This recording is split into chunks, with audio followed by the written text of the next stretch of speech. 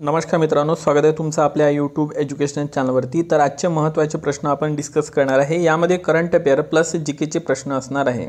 चला तर पहिला प्रश्न बघूया। राष्ट्रीय महिला आयोग। तर बघा, राष्ट्रीय महिला आयोगासंबंधित जो कायदा करण्यात आलेला होता तो 1990 मध्ये करण्यात आलेला होता आणि स्थापना जी झाली होती राष्ट्रीय महिला आयोगाची ती 31 जानेवारी 1992 मध्ये झालेली होती। म्हणजे कायद्यानंतर 2 वर्षांनी राष्ट्रीय महिला आयोग स्थापन झालेला होता।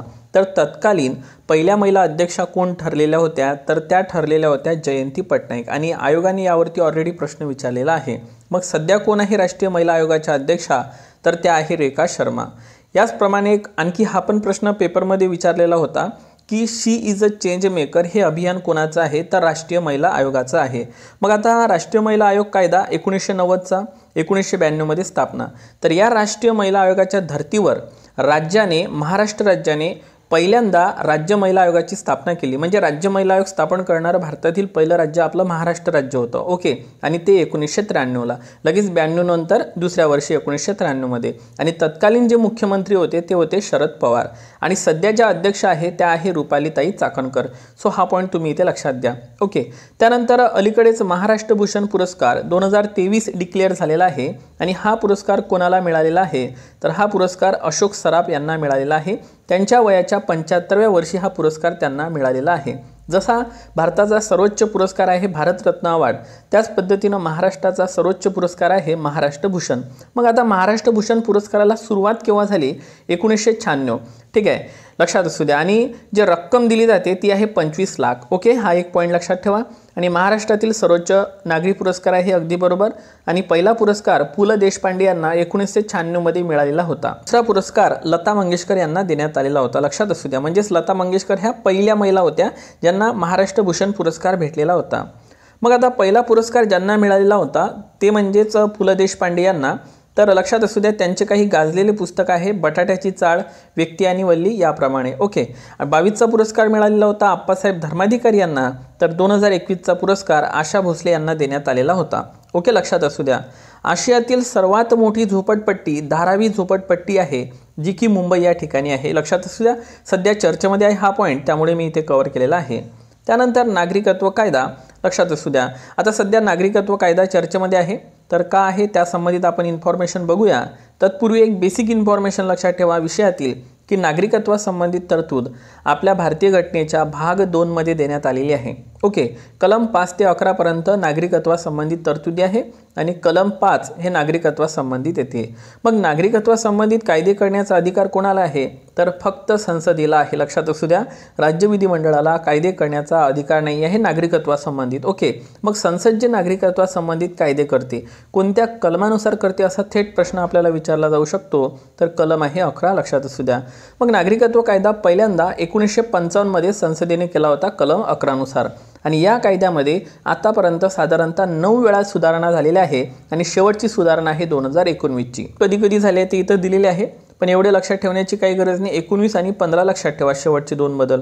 कारण आता सध्या CAA म्हणजे सिटिझनशिप अमेंडमेंट ॲक्ट सध्या चर्चेत आलेला आहे, जो की नागरिकत्व सुधारणा कायदा 19चा होता। या कायद्याअंतर्गत पाकिस्तान, बांगलादेश आणि अफगाणिस्तान या देशातील 31 डिसेंबर 2014 पूर्वी भारतामध्ये हिंदू धर्मातले लोक, बौद्ध धर्मातले लोक, ख्रिश्चन, शीख, पारशी आणि जैन यांना भारतात नागरिकत्व मिळवून देण्याची तरतूद होती। आणि पूर्वी जी नागरिकत्व मिळवण्यासंबंधित तरतूद होती ती होती 11 वर्ष, ती 11 वर्षावरून 5 वर्ष इतकी करण्यात आलेली आहे। त्यामुळे हा कायदा आता सध्या चर्चेमध्ये आहे, कारण लवकरच याची अंमलबजावणी होऊ शकते। आणि या कायद्याविरोधात ठराव मंजूर करणारं पहिलं राज्य कोणतं ठरलेलं आहे, तर ते ठरलेलं आहे केरळ। लक्षात असू द्या। आणि कलम 131 आहे मित्रांनो, जी की प्रारंभिक अधिकार क्षेत्रामध्ये येते। केंद्र आणि राज्यामध्ये जर काही वादविवाद असले तर कलम 131 नुसार सर्वोच्च न्यायालयामध्ये केस लढल्या जाते, हा पॉईंट लक्षात असू द्या। ओके, सो आता नागरिकत्व मिळवण्याचे 5 मार्ग 1955च्या कायद्याने सांगितले आहे बरं का, घटनेमध्ये नाही आहे ते 1955च्या कायद्यामध्ये आहे, पॉईंट लक्षात ठेवा। आणि नागरिकत्व रद्द होण्याचे 3 मार्ग, तर ते 5 मार्ग आपल्याला विचारले जातात। एक आहे जन्मतत्वाद्वारे, वंशतत्वाद्वारे, स्वीकृती तत्वाद्वारे, नोंदणी तत्वाद्वारे आणि एक आहे प्रदेशाच्या सामिलीकरणाद्वारे। आणि रद्द कसं होऊ शकते, जर आपण स्वतः नागरिकत्वाचा त्याग केला किंवा दुसऱ्या देशाचे नागरिकत्व घेतल्यास, आणि तिसरं आहे नागरिकत्व काढून घेऊ शकते।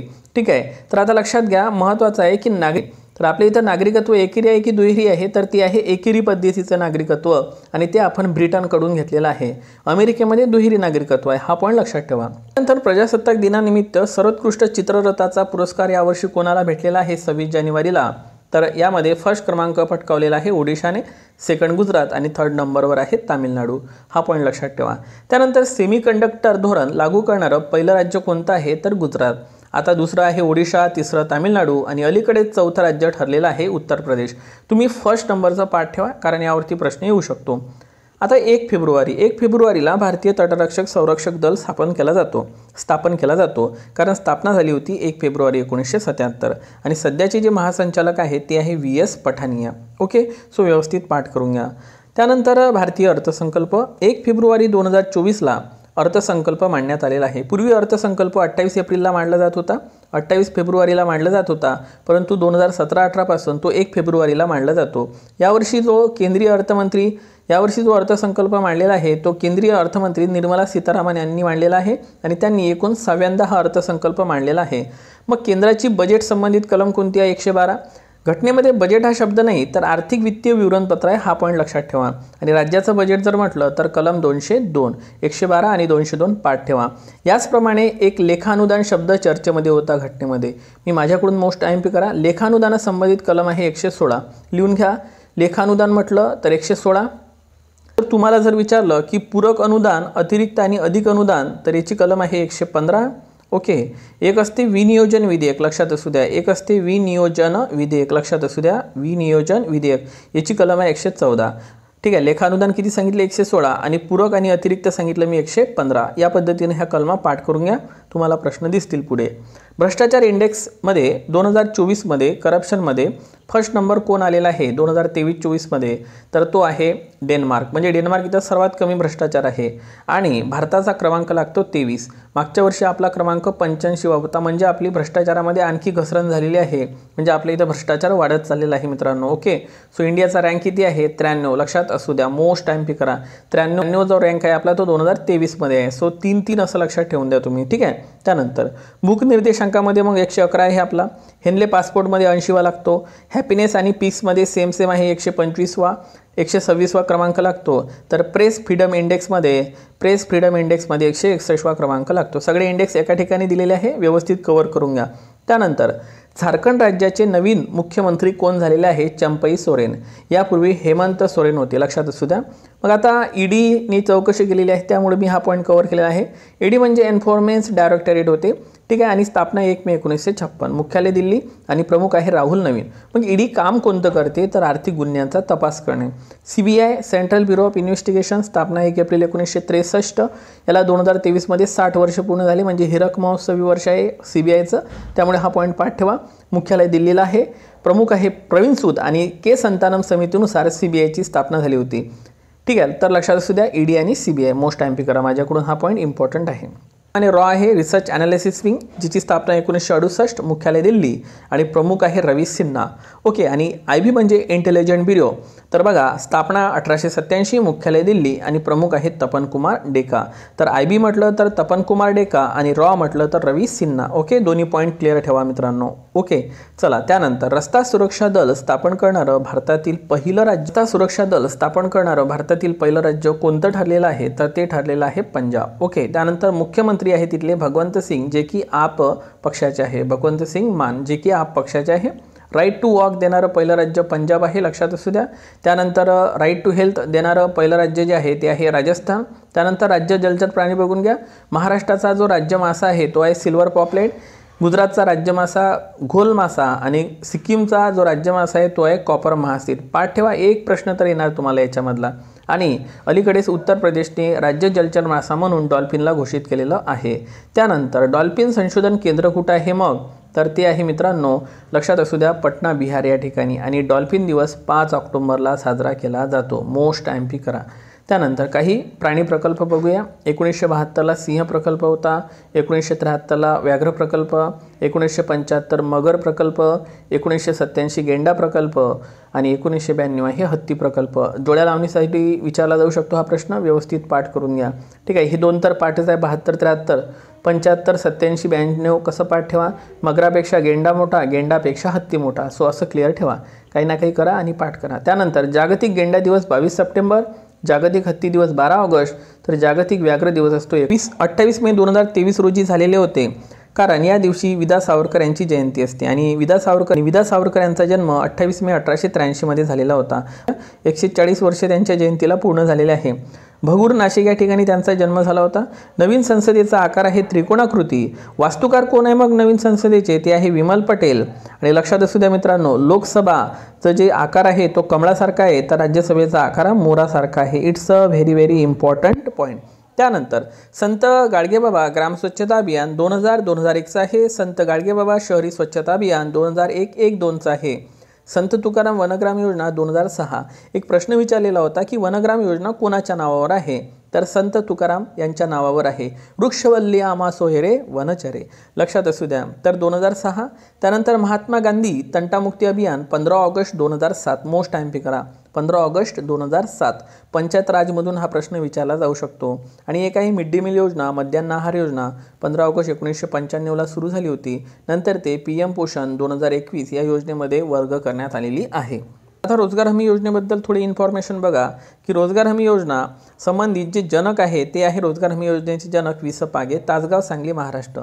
आणि लक्षात असू द्या नरेगा म्हणजेच होते national rural guarantee programme scheme. ठीक आहे, तर लक्षात असू द्या 2 फेब्रुवारी 2006ला सुरुवात झाली होती 200 जिल्ह्यात प्रायोगिक तत्वावर. मग संपूर्ण भारतात आपण 1 एप्रिल 2008ला लागू केली होती. ओके.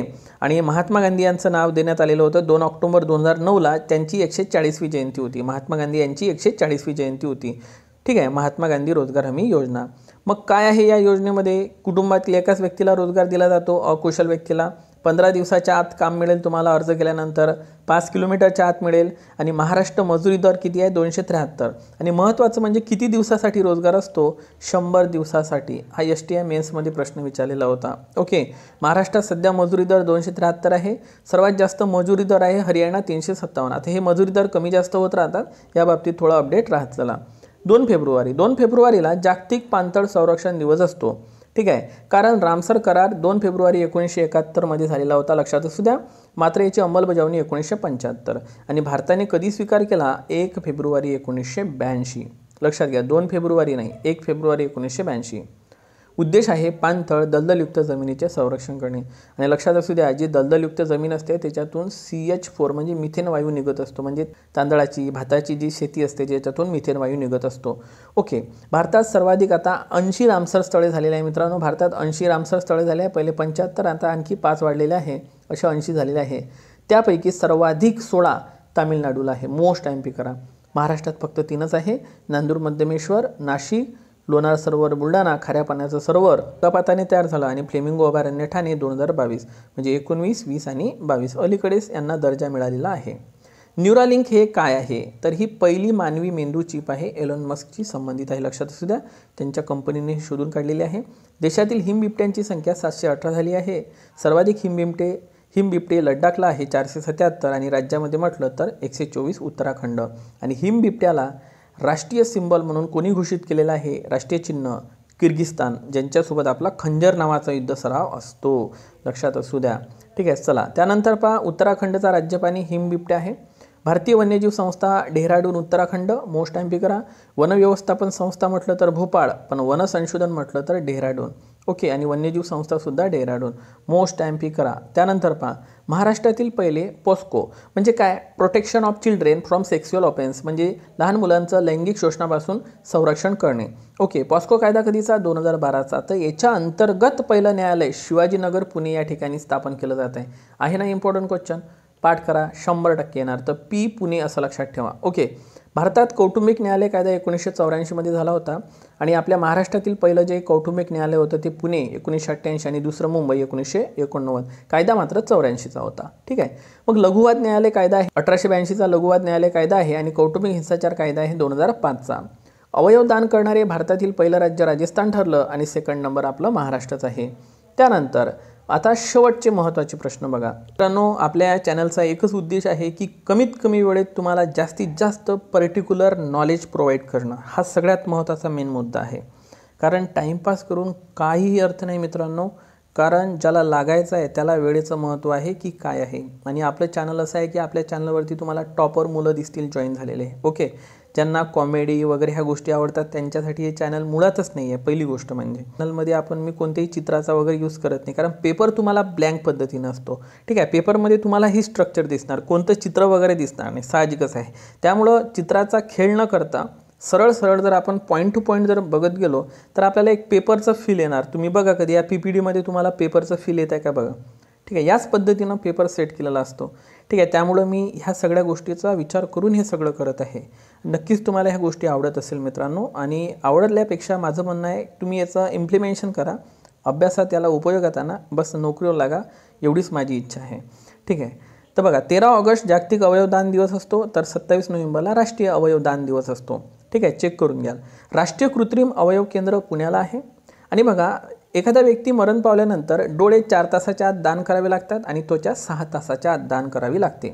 ओके, मुलींच्या जन्मदरात वाढ होणारा जिल्हा कोणता आहे? गडचिरोली 961 आहे.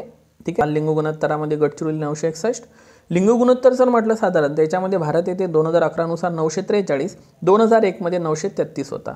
2001 मध्ये 933 होता, 10 बिंदूंनी वाढ झाली.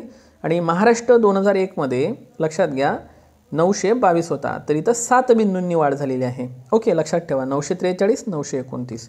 तर हे होतं लिंग गुणोत्तर. आता भारताचं पण लिंग गुणोत्तरात वाढ झालेली आहे. तर मित्रांनो, हे होती महत्त्वाची माहिती. आता इथेच थांबतो. लवकरच आपण लेक्चर घेऊन येऊ पुढचं. तो म्हणजे take care and thank you so much.